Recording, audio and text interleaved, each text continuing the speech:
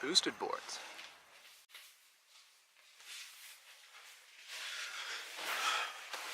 What's going on, everybody? It's Q&A time.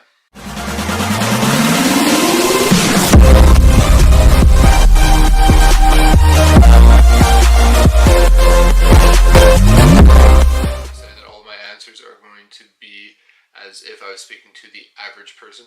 Obviously, if you're a powerlifter, bodybuilder, athlete, my answers will be different. So I made a thread on my Facebook asking for all questions and answers that you guys may have. As you can see, we got quite a bit to go through. So let's get started. Question number one, we have Taylor asking about squat foot position. So for our foot position, I like to teach it to the average person that we're going to go shoulder width apart and feet pivoted about 10 to 15 degrees outwards. Some coaches, some trainers will teach the athletic stance where you're parallel with no degree, straight parallel. That is more of an athletic stance. Myself, with a 10-year football background, that's how I did my squat back in the day. It just enables the athlete to switch direction a lot faster. So if you're used to this, you can change direction and you can plant and go a lot quicker. I find that for the average person, that is really hard on the knees. So just pivoting out 10 to 15 degrees, it allows their hips to open easier and less stress. Taylor also asks, how do you feel about if it fits your macros? I'm a huge believer on flexible dieting. I recommend this to all of my clients. Basically what I give my clients, I have two different options. Option number one is I give them 7 different days worth of meals, and they can kind of choose day 1 for a bit, day 3 when they get bored, then to day 5, day 7, so on and so forth. From there, it's just, you get to keep your sanity. You're not eating the exact same thing every day. You're having a little bit of option in your diet. Plan number 2 is basically a point system based plan. So from here, you have your recommended calories with your macros, but your macros are broken down by points.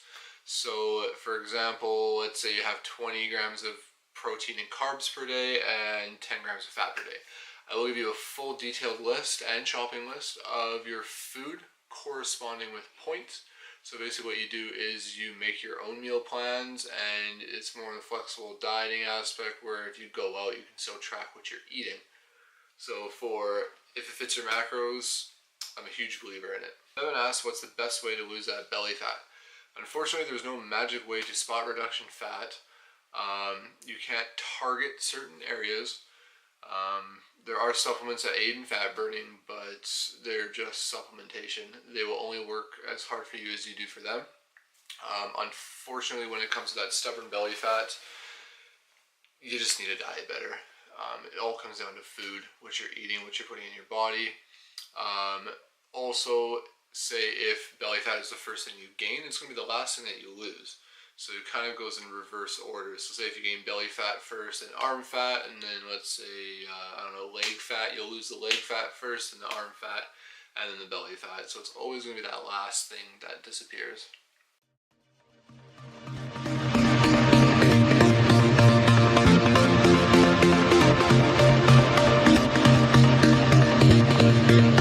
Bevan also asks, building even muscle and strength despite one side of your body being more dominant. This is a great question. This reflects muscle imbalances. So basically, when you have a muscle imbalance, you need to fix it. Your body's going to get all warped out of place. It's going to be twisting and pulling. It's just going to cause them more problems. I'm going to use my one client for example. His lat, so right here, this nice chunk right here, is disproportionate from his other side, so he has a muscle balance from his lats. Basically, I have given him the instruction to do single arm movements. So for his smaller side, his weaker side, he's going to be doing more sets than his dominant side. So for example, he'll do 4 sets on the less dominant side and 3 sets on his stronger side. This way it will slowly fix that, but Muscle imbalances take a while to form, and they take a lot longer to fix them. Taylor asks how many days on and off are okay. 3 on, 1 off, 6 on, 1 off, 7 on, 1 off, kind of so on and so forth. He's tried them, but he doesn't know if that benefits him at all. This basically comes down to, what are your goals? What do you want to do in the gym? What do you want to do with your body? And what your program is. So there's a lot of things to factor into here, so unfortunately I can't say this is the best one. Taylor, if you want, send me a message. I'd love to talk about this further with you. It all depends on what you're trying to do, so if I can get a better insight on what you're doing, we can basically just go from there. Taylor also asked what splits I would recommend.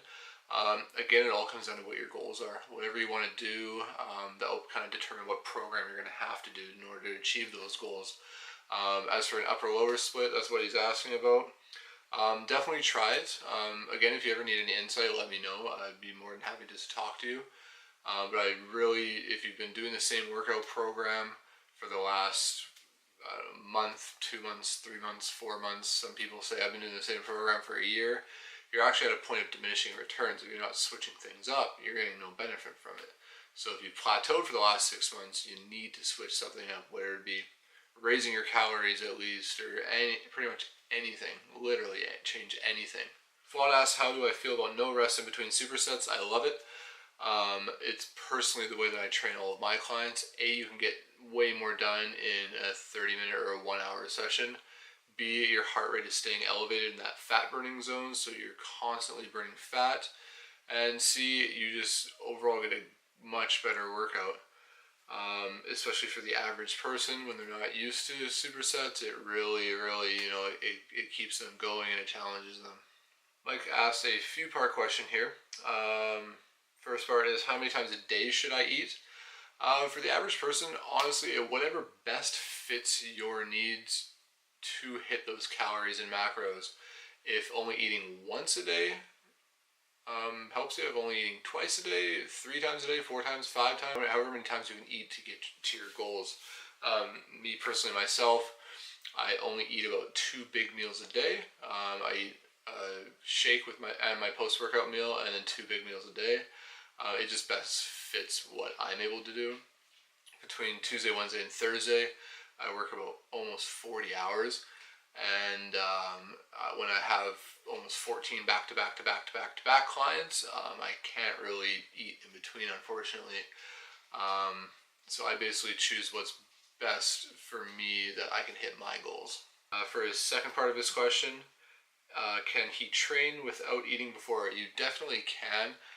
Fasted training is amazing in my eyes. You burn fat faster, mental focus is better. For me, the pumps are better. I personally fast for about 16 hours a day. So 8 hours of sleeping and 8 hours in the morning, and I work out fasted. I don't eat my first meal until post-workout. Yeah, definitely. I love fasted workouts. Will he lose all of his gains if he doesn't eat directly after working out? There is zero magic window of opportunity post-workout. There's no magic window where if I eat X amount post-workout within X time, or if I have a shake right after I'm walking onto the treadmill, or if I'm in the locker room changing and I'm sucking down a protein shake. There's no magical timing. It all again comes down to your daily calories. That will basically get you to where you need to be. Whoa!